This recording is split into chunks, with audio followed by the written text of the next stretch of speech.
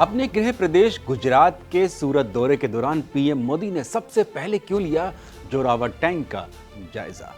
क्या भारतीय सेना का लेटेस्ट टैंक यानी सबसे नया टैंक बनकर तैयार हो गया है? आखिर ये सेना के पुराने T90 या फिर T72 और अर्जुन टैंक से कैसे है अलग?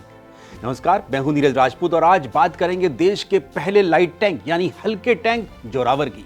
शुक्रवार को प्रधानमंत्री नरेंद्र मोदी जब 2 दिवसीय दौरे पर गुजरात पहुंचे तो सबसे पहले सूरत के करीब हजीरा पहुंचे, क्योंकि हजीरा में है बड़ी प्राइवेट डिफेंस कंपनी L&T का प्लांट। ये वही प्लांट है जहां भारतीय सेना के लिए दक्षिण कोरिया की मदद से K9 तोपों का भी निर्माण हुआ है और LOC से लेकर LAC तक अब ये K9 तोपें तैनात हो चुकी हैं। वर्ष 2019 में पीएम मोदी ने इसी प्लांट में K9 तोप की राइड भी ली थी। अब इसी प्लांट में DRDO यानी defence research and development organisation की मदद से तैयार किए गए हैं बेहद हल्के टैंक जोरावर, जिनका निर्माण कार्य अभी चल रहा है। इन टैंकों को बेहद ऊंचाई वाले इलाकों में तैनात करने के लिए सेना के लिए तैयार किया जा रहा है, यानी कि थल सेना के लिए तैयार किया जा रहा है। खासतौर से पूर्वी लद्दाख में तैनात करने के लिए इन जोरावर टैंक को तैयार किया जा रहा है, क्योंकि वर्ष 2020 में गलवान घाटी की झड़प के दौरान सेना को चीन के K15 यानी 15 लाइट टैंक का काउंटर करने के लिए कोई हल्का टैंक नहीं था। ऐसे में सेना ने पुराने T90 और T72 टैंकों को पूर्वी लद्दाख में तैनात किया था, लेकिन इन टैंक्स को यानी कि T72 टैंक्स को 14 से 16,000 किलोमीटर की ऊंचाई पर तैनात करने के लिए सेना के पसीने छूट गए थे। ऐसे में भारतीय वायुसेना की मदद से ही इन टैंकों को वहां पहुंचाया गया था, नहीं पूर्वी लद्दाख में LAC पर। ऐसे में सेना को किसी लाइट टैंक की बेहद जरूरत थी और इसीलिए वर्ष 2024 में DRDO ने इस जोरावर टैंक का प्रोटो वर्जन दुनिया के सामने प्रदर्शित किया था। जानकारी के मुताबिक जोरावर के फिलहाल राजस्थान के रेगिस्तान से लेकर लद्दाख के बेहद ठंडे वाले इलाकों में ट्रायल चल रहे हैं। DRDO का मानना है कि अगले साल यानी 2027 तक भारतीय सेना को पूर्वी लद्दाख में तैनात करने के लिए ये यानी कि जोरावर टैंक मिल जाएंगे।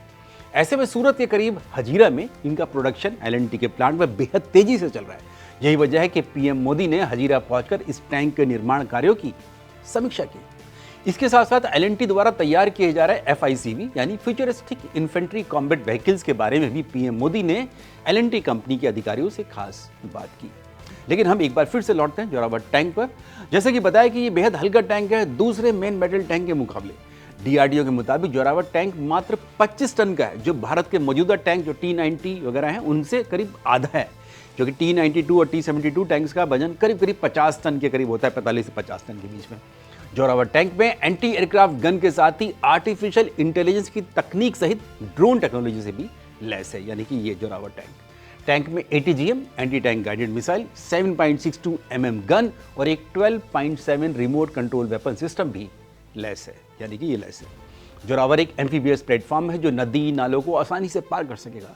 आपको याद होगा कि पिछले करीब 2-3 साल पहले एक एक्सरसाइज के दौरान भारतीय सेना का एक टैंक पूर्वी लद्दाख की एक नदी को शौक नदी को पार करते समय डूब गया था, जिसके कारण भारतीय सेना के 5 सैनिकों की जान चली गई थी।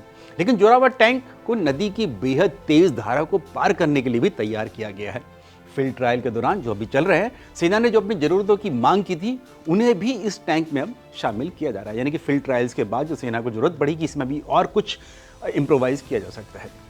भारतीय सेना ने लाइट टैंक का नाम 19वीं सदी के डोगरा मिलिट्री जनरल जोरावर सिंह के नाम पर दिया है, जिन्होंने तिब्बत में जाकर चीनी सेना को पटखनी दी थी और पहली बार भारत का झंडा चीन में यानी कि तिब्बत में लहराया गया था। DRDO के मुताबिक जोरावर के ट्रायल पूरे होने के बाद रक्षा मंत्रालय और थल सेना अधिग्रहण यानी खरीदने की प्रक्रिया शुरू करेगी L&T से। शुरुआत में भारतीय सेना ने 59 लाइट टैंक का ऑर्डर देने का प्लान तैयार किया, यानी कि 59। हालांकि सेना को कुल 354 ऐसे लाइट टैंक की जरूरत है। साफ है कि भले ही चीन के साथ भारत के संबंध सुधर रहे हैं, लेकिन भारतीय सेना ने चीन से सटी LAC यानी लाइन ऑफ एक्चुअल कंट्रोल, जिसे हम वास्तविक नियंत्रण रेखा कहते हैं, जिस पर 2020 में झड़प हुई थी, अपनी तैयारियों को मजबूत करने में ही लगातार जुटी हुई है भारतीय सेना। यही वजह है कि पीएम मोदी ने हजीरा पहुंचकर जोरावर टैंक के प्रोडक्शन की जानकारी खुद कंपनी से हासिल की। धन्यवाद।